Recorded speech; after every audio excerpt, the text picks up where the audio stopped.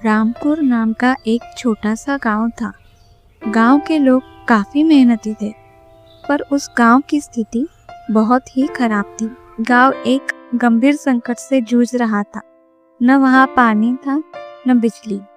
खेत सूखे पड़े थे और कई सालों से अच्छी फसल भी नहीं हुई थी। बारिश कब होगी कोई नहीं जानता था।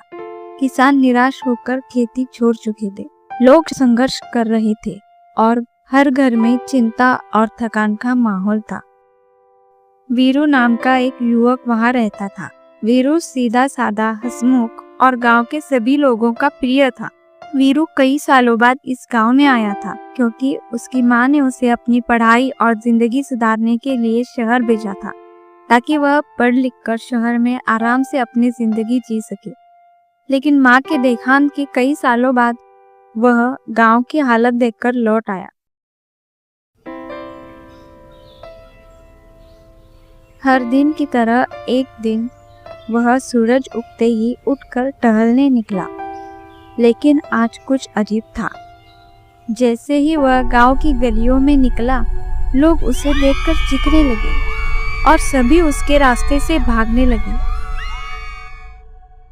पहले तो वीरू को कुछ भी समझ नहीं आया कि आखिर लोग उसे देखकर भाग क्यों रहे हैं। लेकिन जब उसने पास की एक झील के साफ पानी में अपना चेहरा देखा तो वह स्तब्ध रह गया। उसका चेहरा और सिर पूरी तरह उल्टा हो चुका था, आंखें नीचे की तरफ, मुंह उल्टी दिशा में।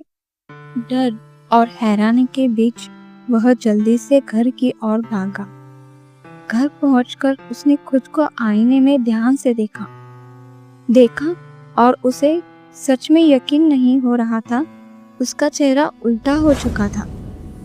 तुरंत उसका दोस्त मोहित उसे मिलने आता है और वीरू को देखकर वह भी चौंक जाता है। हे भगवान, वीरू, ये क्या हो गया तुम्हें? तुम्हारा चेहरा पूरी तरीके से उल्टा हो गया है। काफी डरावने लग रहे हो तुम।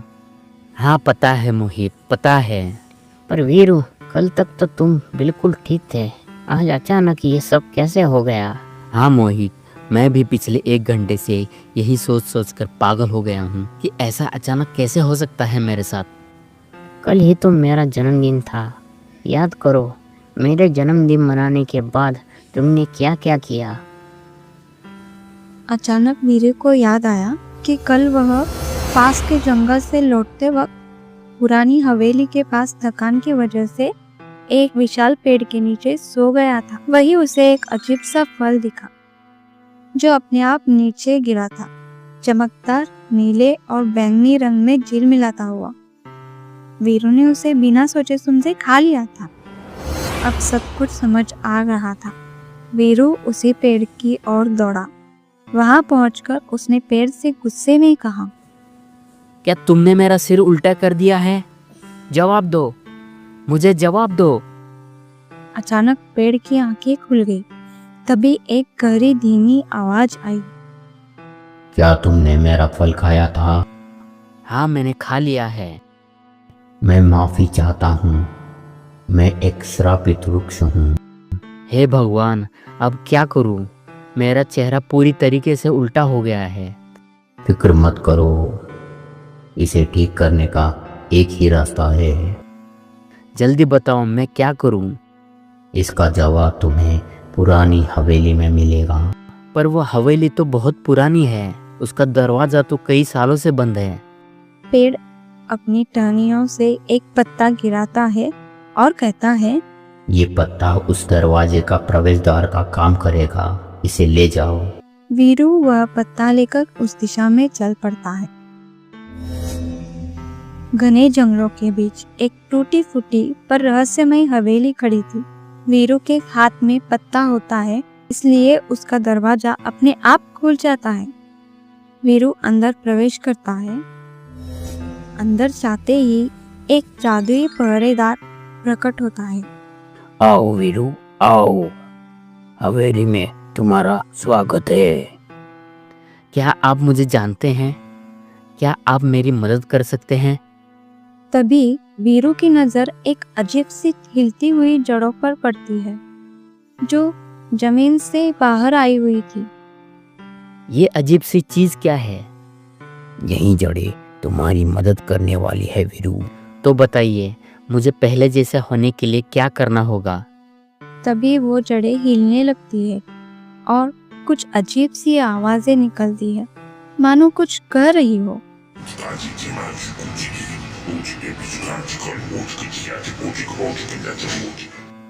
वीरू को कुछ समझ नहीं आता, पर पहरेदार सब समझ सकता है।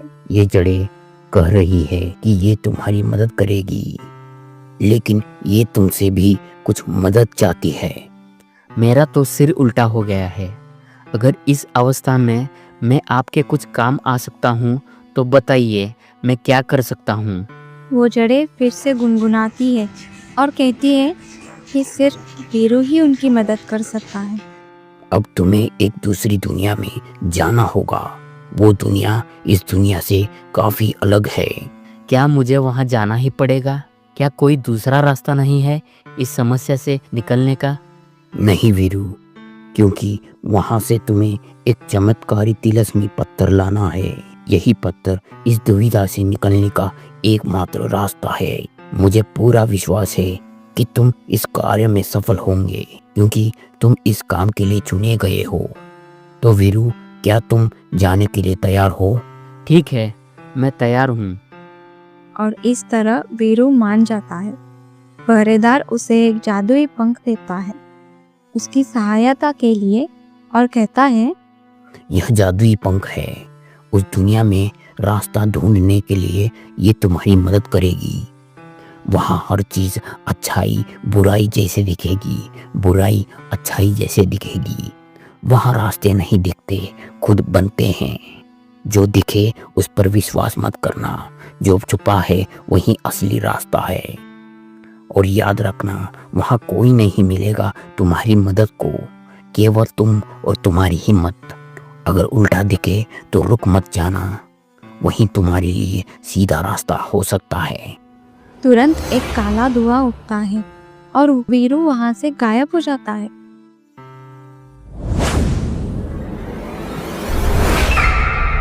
वीरू पहुंच जाता है उस दुनिया में जैसे कि पहरेदार ने बताई थी। वह दुनिया काफी अजीब थी। वहाँ वीरू आसमान में गोते खाने लगता है। वीरू खुद को संभाल नहीं पा रहा था। हे भगवान, ये क्या हो रहा है मेरे साथ? मैं खुद को संभाल ही नहीं पा रहा हूँ। अचानक उसे याद आता है उस जादुई पंख के बारे में। वीरू उसे बाहर निकालता है। मुझे तुम्हारी मदद की जरूरत है।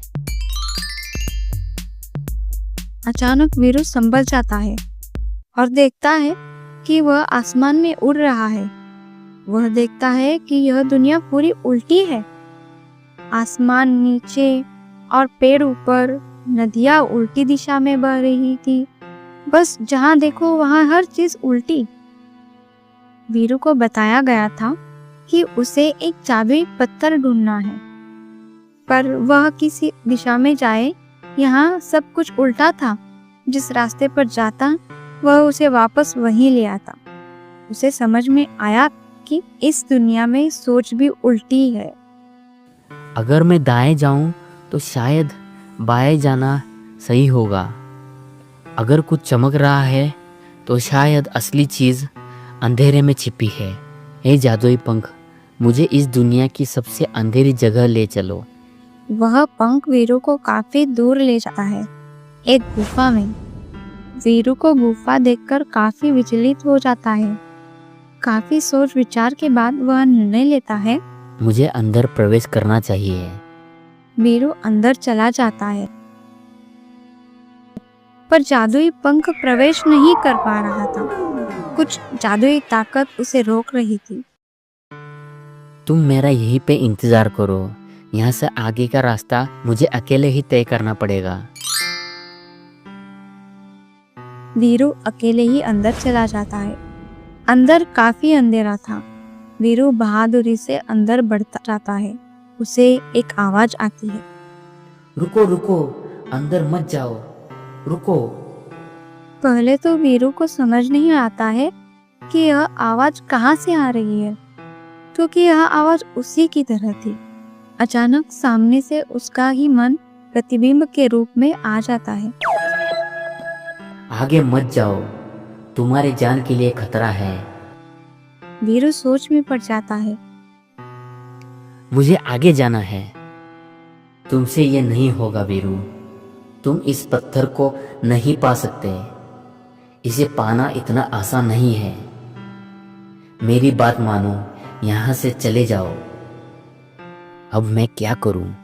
उसे पहरेदार की बातें याद आती है। वहाँ हर चीज अच्छाई बुराई जैसी दिखती है और बुराई अच्छाई जैसी दिखती है। तो ये मेरी बुराई है जो मुझे रोक रही है। जो होगा देखा जाएगा। मुझे मौत से डर नहीं लगता। मुझे आगे बढ़ते ही जाना है। ऐसा कहते ही उसका डर यानी प्रतिबिंब गायब हो जाता है। एक काला धुआं उठता है और उसमें से 2 गुफाएं बनती है। एक गुफा में अंदर जाने का रास्ता है और दूसरी में वही तिलस्मी पत्थर होता है जिसे वीरू ढूंढ रहा था। अरे वाह, ये वही पत्थर है जिसे मैं ढूंढ रहा था। वह उसे लेने के लिए आगे बढ़ता है, लेकिन तभी उसे याद आता है, जो दिखे उस पर विश्वास मत करना। जो छुपा है वही असली रास्ता है। क्या सच में ये तिलस्मी पत्थर है या कोई माया जाल? अब वीरू सोच में पड़ जाता है। तभी वीरू के दिमाग में एक विचार आता है। वह एक पत्थर उठाता है और उसे गुफा के ओर फेंकता है। अचानक वहाँ एक बहुत बड़ा धमाका होता है और दूसरी गुफा से आग की लपेटें उठती है। थोड़ी देर बाद असली रास्ता खुल जाता है। इस तरह वीरू उस पड़ाव को पार कर देता है और गुफा के अंदर प्रवेश करता है। वीरू अब दूसरे पड़ाव की ओर बढ़ता है। वीरू देखता है कि उसका दोस्त मोहित उसके सामने खड़ा है।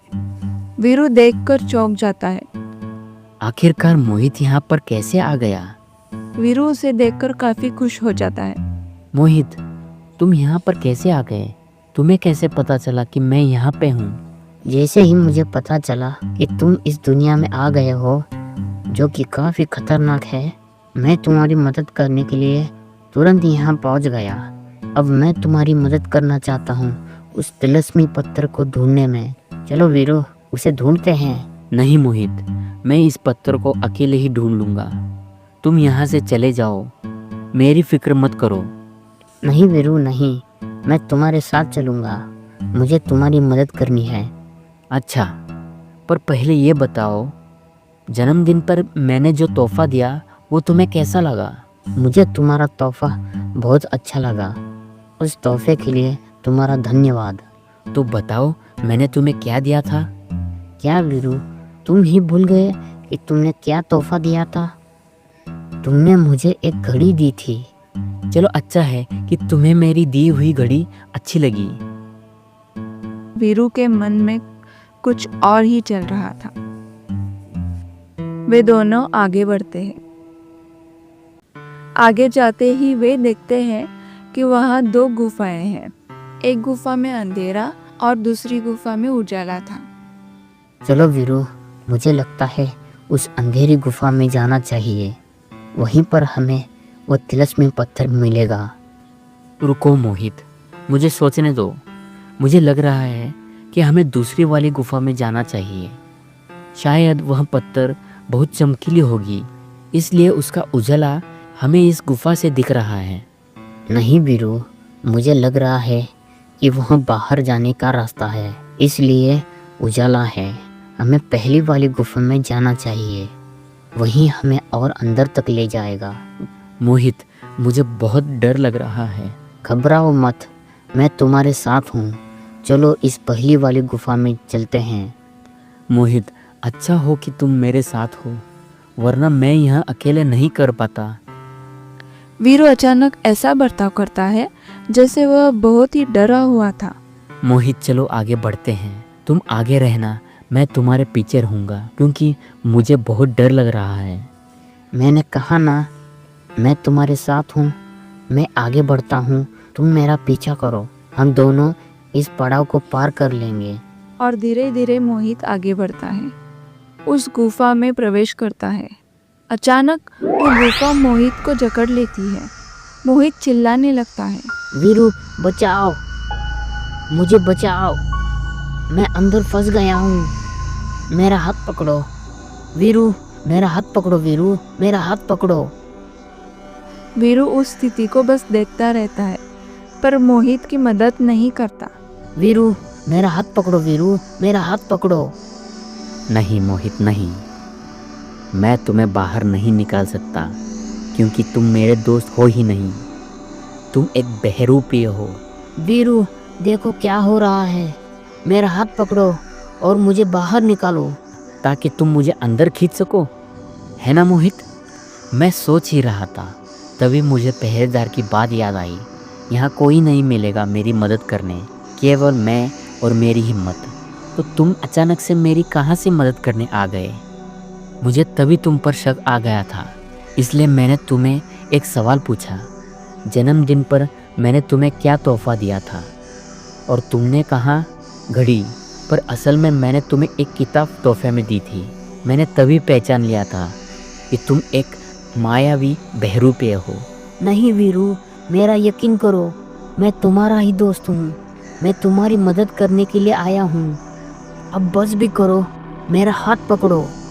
मेरा हाथ पकड़ो, अब बस भी करो, मेरा हाथ पकड़ो, मेरा हाथ पकड़ो। तभी मोहित अपना असली रूप धारण कर लेता है। एक डरावना, भयानक रूप बन जाता है और वह गुफा उसे अपने अंदर खींच लेती है। इस तरह वीरू अपनी चतुर बुद्धि और साहस से इस पड़ाव को भी पार कर लेता है और दूसरी गुफा से आगे बढ़ता है।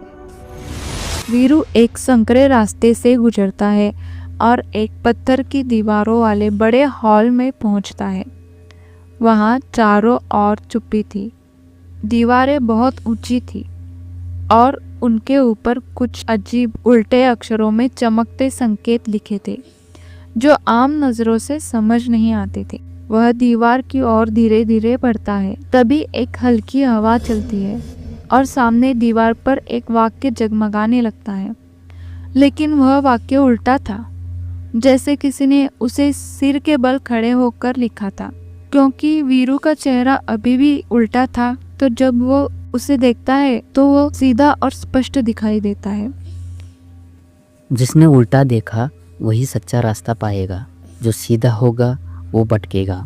जिसने प्रेम और साहस से राह चुनी वही पत्थर का हकदार होगा।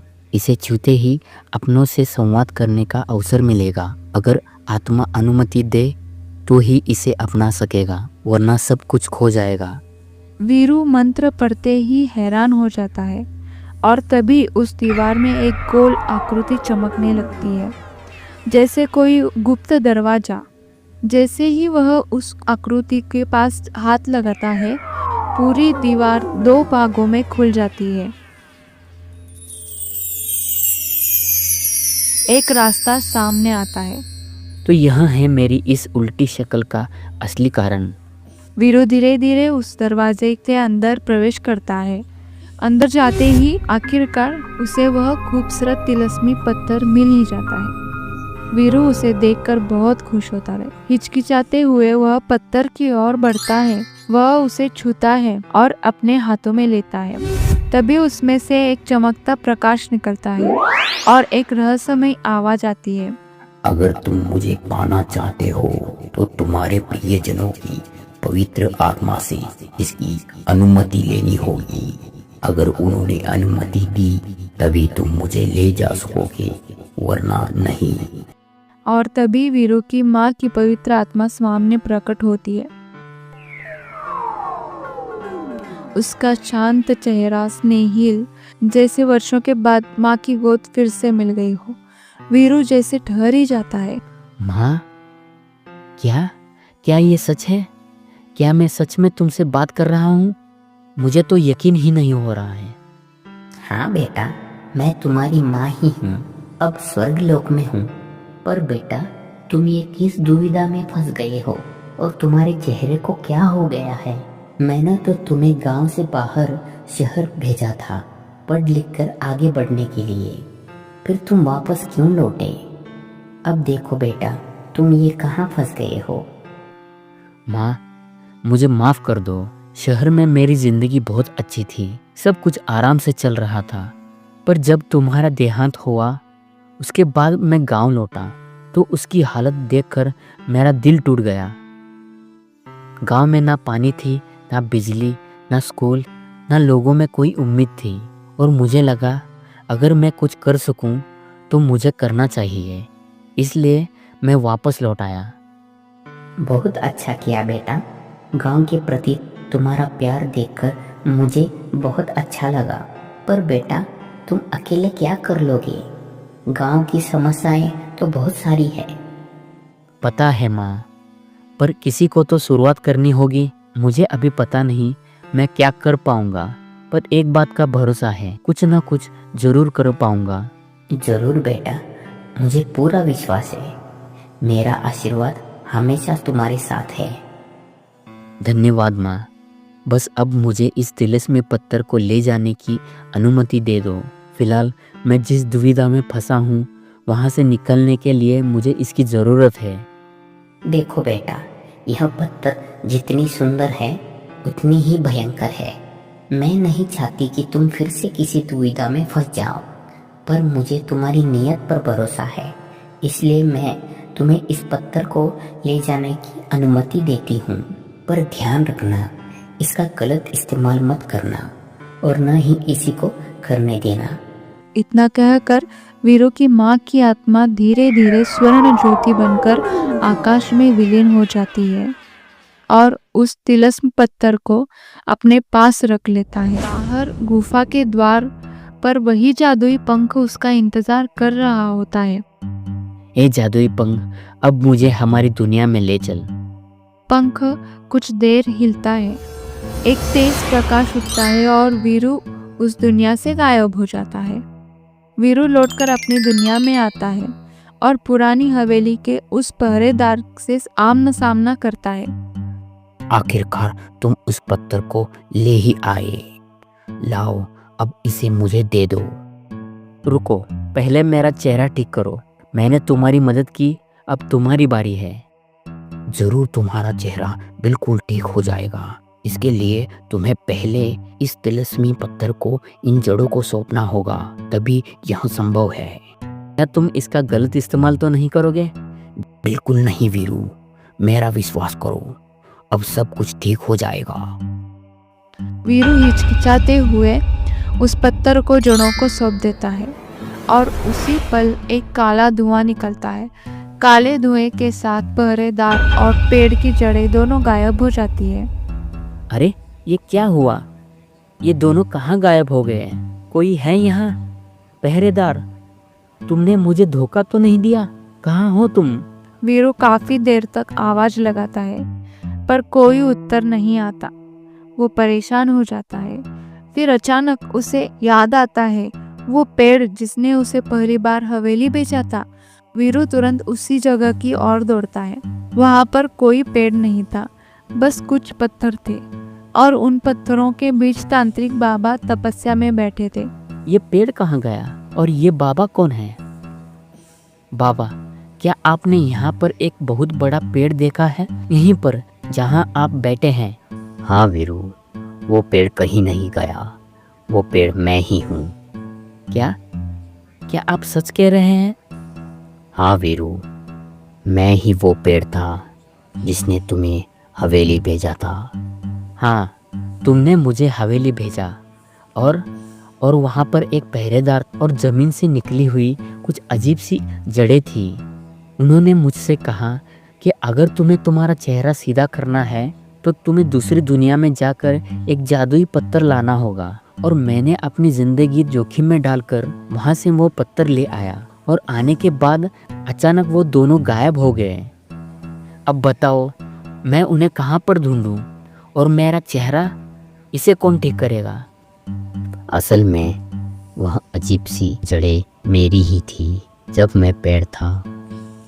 वीरू, तुमने जो फल खाया है जिसकी वजह से तुम्हारा चेहरा उल्टा हो गया है, वो फल उसी जड़ों के जरिए कई सालों की मेहनत से मैंने बनाया था, ताकि मैं तुम्हारे जैसे व्यक्ति को उस दुनिया में भेज सकूं, उस पत्थर को लाने के लिए।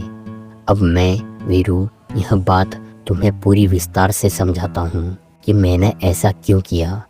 कई साल पहले मैं तंत्र विद्या सीख रहा था।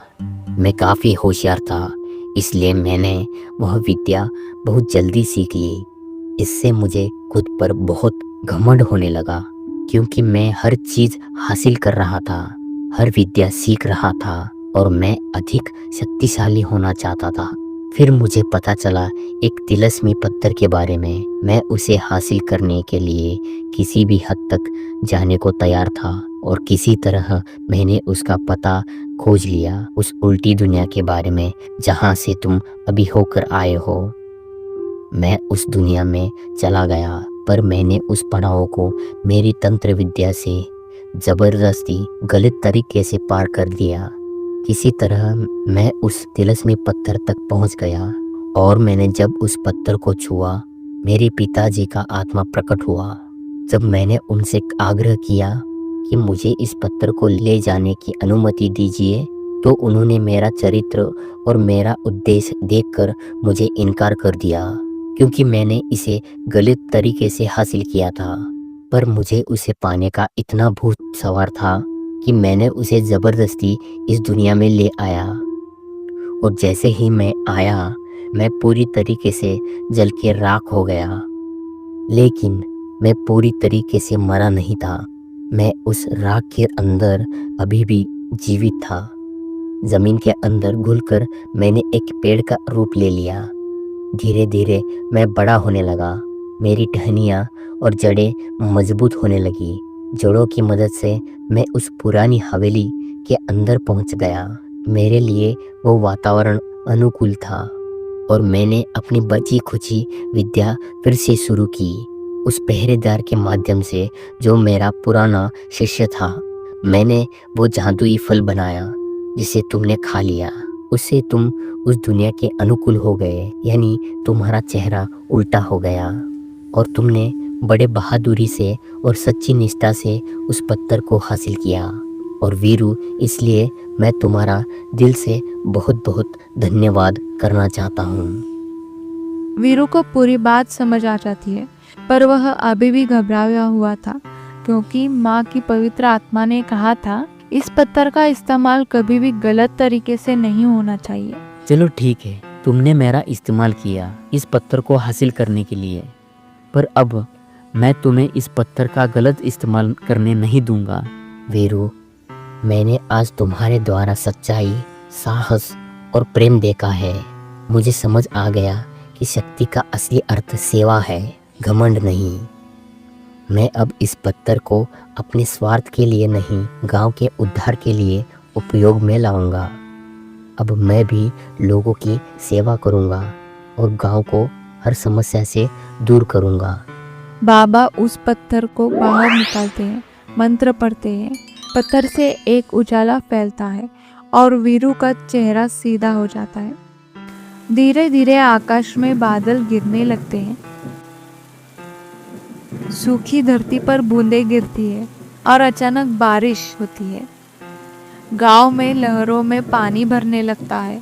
बिजली की चमक गांव को रोशन कर देती है। लोगों के चेहरे पर मुस्कान लौट आती है। इस तरह गांव फलने फूलने लगता है। ऊपर स्वर्ग में वीरू की माँ आकाश से अपने बेटे को मुस्कुराते हुए देखती है और बगल में कुछ और आत्माएं खड़ी थी, गांव के पूर्वज। वह भी मुस्कुराते हुए देखते हैं और इसी तरह से जो सच्चाई, साहस और सेवा के रास्ते पर चलता है, वही असली विजेता है, चाहे रास्ता कितना भी उल्टा क्यों न लगे।